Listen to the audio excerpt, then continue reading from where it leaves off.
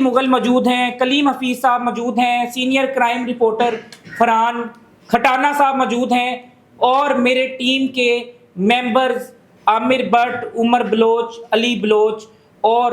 دیگر تمام ممبران موجود ہیں۔ میں ان سب کا شکر گزار ہوں۔ میں آپ کو یہ بات بتاتا چلوں کہ یہ جب جنگ شروع ہوئی تو میں نے ڈاکٹر نبیہ کا ساتھ اس لیے دیا کیونکہ میں نے یہ تنظیم بنائی تھی کہ میں نے اظہار یکجہتی کرنی ہے اس صحافی کے ساتھ،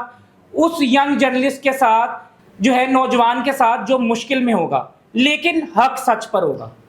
جو حق سچ پر نہیں ہوگا، مشکل میں ہوگا، ہم اس کا ساتھ نہیں دیں گے۔ اور ایڈوکیٹ عبد المتین صاحب کی بھی خوبصورتی یہی ہے کہ وہ حق سچ والا کیس لڑتے ہیں۔ اور میں آپ کو یہ بات بتاتا چلوں کہ مجاہد نایاب وہی لڑکا ہے جس نے رابعہ پیرنی کا انٹرویو کیا تھا، جس میں یہ اس کے بوسے لے رہا تھا اور نازیبا گفتگو کر رہا تھا۔ یہ نازیبا گفتگو اور یہ نازیبا حرکات پورے پاکستان نے دیکھی، اور مذہبی جماعتوں نے، جس میں تحریک لبیک اور جماعت اسلامی،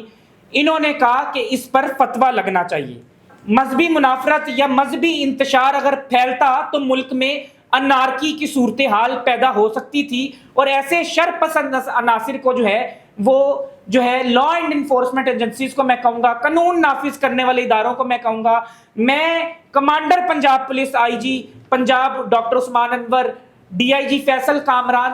سی C P O Bilal Siddique Kamiana کو کہوں گا کہ ان کو قانون کی گرفت میں لائیں۔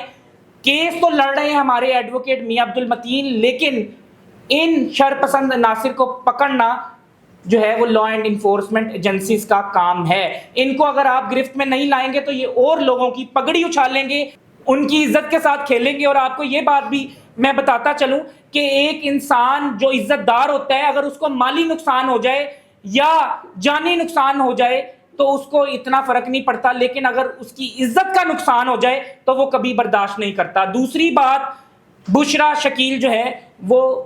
کرمنل ریکارڈ یافتہ ہے، اس کا سی آر او ہے۔ ایسے لوگ اگر میڈیا پر آ کر صحافت کریں گے تو پھر صحافت کا بھی اللہ ہی حافظ ہے۔ اور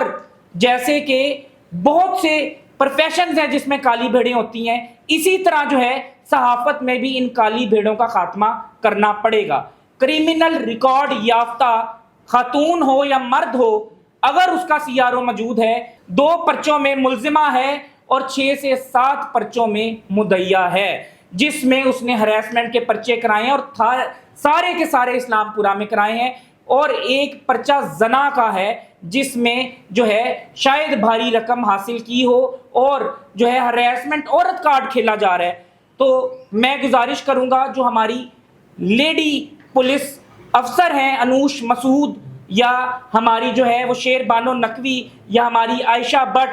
ڈیفرنٹ قسم کی جو ہے دبنگ پولیس آفیسر ہیں، ان کو چاہیے کہ کیونکہ عورت کو پکڑا جائے گا تو لیڈی کانسٹیبل بھیج کے پکڑا جائے گا، تو لیڈی کانسٹیبلز ہو جائیں تیار، اور ہماری جو فیمیل پولیس آفیسرز ہیں ان کو بھی جو ہے اب قانونی جنگ لڑنی پڑے گی اور یہ گند صاف کرنا پڑے گا۔ اور پریس کلبز کو میں یہ کہنا چاہتا ہوں کہ ایسے مافیا کو جو کہ بلیک میلر مافیا ہے، اور عوام کو، صحافی کا کام ہے کہ عوام کو ریلیف دے، پاکستان میں جو کرپشن ہو رہی ہے، جو ظلم ہو رہا ہے،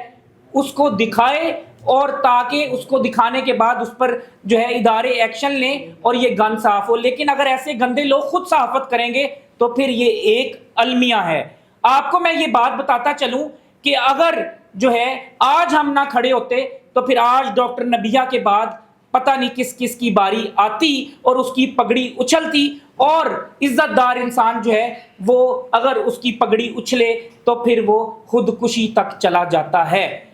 ایڈوکیٹ عبد المتین صاحب نے بتا دیا ہے کہ کون کون سی دفعات لگیں گی، اور جو ہے اب آپ کو پتہ ہے کہ میں نے گزارش کی ایڈوکیٹ عبد المتین صاحب سے کہ یہ ایک کیس ہے اور جو ہے یہ اس کا کرمنل ریکارڈ ہے، یہ گینگ اس طرح سے کام کرتا ہے۔ تو ایڈوکیٹ عبد المتین نے کہا کہ میں آپ کی تنظیم کے ساتھ کھڑا ہوں، اور ان کو ہمارا بورڈ آف ڈائریکٹر سمجھیں، لیگل ایڈوائزر سمجھیں یا سگا بھائی سمجھیں، انہوں نے جو کام کیا ہے وہ ایک نیک کام ہے، اور اس سے صحافت کا قد بھی بڑا ہوگا اور کالے کوٹ کا بھی جو ہے وہ قد بڑا ہوگا اور وکلا برادری کی بھی عزت ہوگی، صحافیوں کی بھی عزت ہوگی، اور جو شریف لوگ ہیں وہ بھی جو ہے ان کا بھی حوصلہ بلند ہوگا۔ انشاءاللہ ہم ٹف ٹائم دیں گے اور ہم جو ہیں وہ اپنے ہاتھ میں نوٹس لے کر بیٹھے ہیں، اور ہم نے